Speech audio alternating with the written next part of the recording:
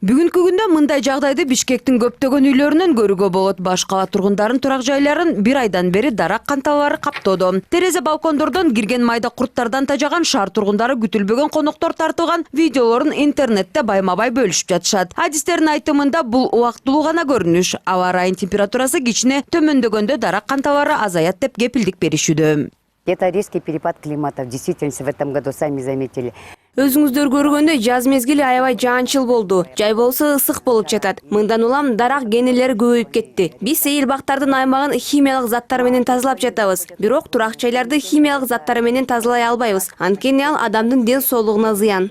Бишкектиктердин тынчын алган майда жандыктар адамдын ден соолугуна кооптуу эмес, себеби алар кишилерди чагууга жөндөмсүз дешет адистер. Ал эми Бишкек шаардык мэриясы болсо дарак канталасынан коргонуу үчүн терезе эшиктерге атайын торборду тагып алуу керектигин айтышууда. Эгер бул кеңеш да жардам бербесе, анда айыл чарба министрлигине кайрылуу керек экен. Себеби бактарактарды зыянкечтерден арылтуу дал ушул мекеменин түз милдети дешет мэрия өкүлдөрү. Бирок айыл чарба министрлигинен маалымдашкандай, бүгүнкү күндө мекеме дарак канталарынан башка маанилүү көйгөйлөр менен алек экен. Бул проблеманы эң биринчи ушу күрөшүү бул мэрия, шаардык мэриянын ичиндеги зеленхоз жашылдандыруу ишканасы жүргүзүш керек. Эмне үчүн дегенде ошол ар бир бактарак, ар бир көчөттөр именно ушул Бишкек шаарынын балансында турат да. И Бишкек шаарынын ошо зелен стройдо өзүнүн службасы бар. Именно защита растений, именно ошол өсүмдүктөрдү коргоо.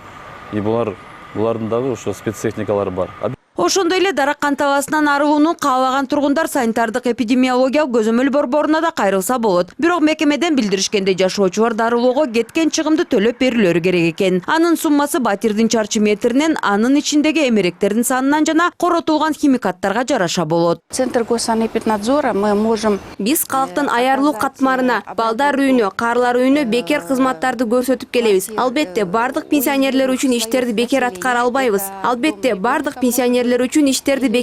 албайбыз. Бизге кат жүзүндө арыз менен кайрылсаңыздар, мүмкүнчүлүгүбүзгө жараша жардам берүүгө даярбыз. Эколог Эмил Шукуровдун айтымында, шаарда зыянкечтердин пайда болушу кааладагы биологиялык абал начар эместигинен кабар берет. Бирок дарак канталасын жайылып кетиши үчүн жоопкерчиликти эч ким мойнуна алгысы келбегендиги кейиштүү дейт ал. Себеби бактарактар тигилип жатканда зыянкечтерден коргоого багытталган заттар менен азыктандырылышы керек. Бул ыкма өзгөчө жазында тигилген көчөттөргө тийиштүү. Себеби дал ошол бактарактар биринчи кезекте зыяндуу курттардан жапа чегет экен.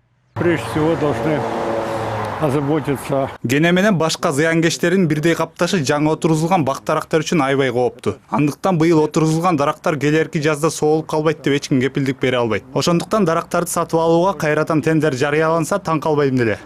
Акыркы 5 жылда Кыргызстанды зыянкеч курттар каптаганы менен быйыл өзгөчө экенин байкоого болот. Буга кошумча алардын жагымсыз жыты да шаар тургундарын жийиркентүүдө. Аны менен адистер дарак канталарынан өз алдынча арылууну каалаган тургундарды ар кандай химиялык заттарды колдонуудан алыс болууга чакырууда. Бул биринчи кезекте ден соолукка кооптуу экенин эстен чыгарбоо керек дешет алар.